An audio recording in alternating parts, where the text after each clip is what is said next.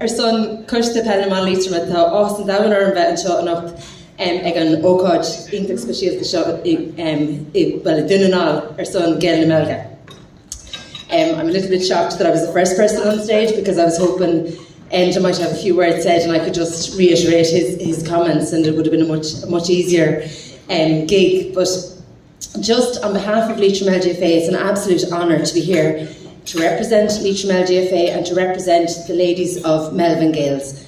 I just want to really commend the club on all of the fantastic work that's going on and that's really evident to see across the board.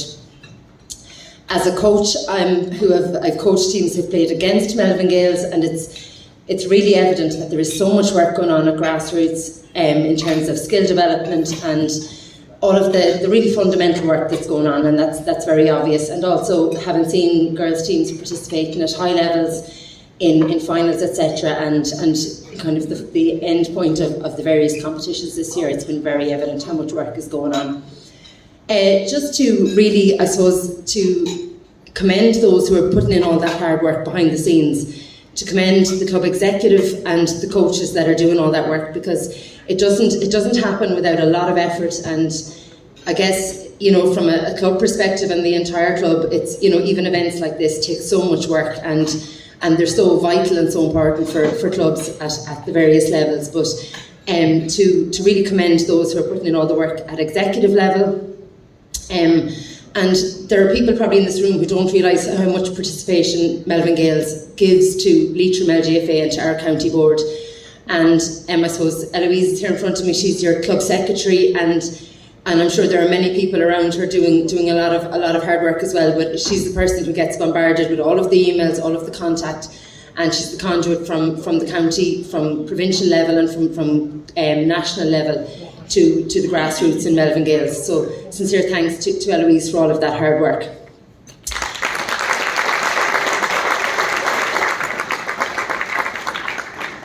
Also, there are a few other people who are doing a lot of really hard work on a county level, and we have Anne McGloin from the club, who's our county children's officer, who works quietly and tirelessly in a really fundamental position there in terms of safeguarding and ensuring that all of the, you know, we have all our ducks in a row in terms of safeguarding and coaching, etc. at county level. So sincere thanks to Anne McGloin for that hard work as well.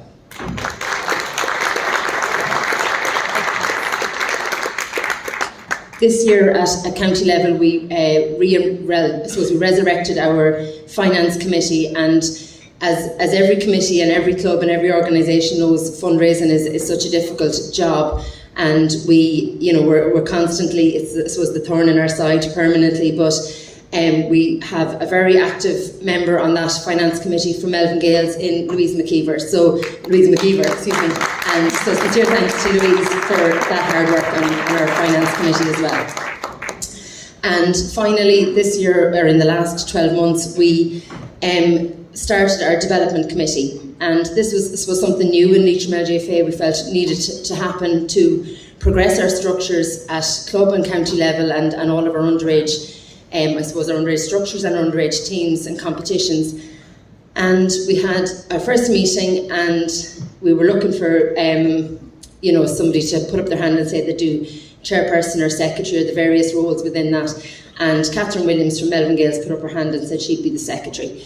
And I think it's fair to say Catherine and Frank Barber from St Mary's, who's the chairperson, have done an absolutely immense job in terms of development this year. It's, again, no more than all of the roles that I'm talking about, finance committee and club executives and county executives, another thankless job, but sincere thanks to Catherine for all the work that she has done. And I think the level of professionalism that Catherine and Frank have brought to our development committee would be envied in business sectors across the country. So sincere thanks to Catherine as well.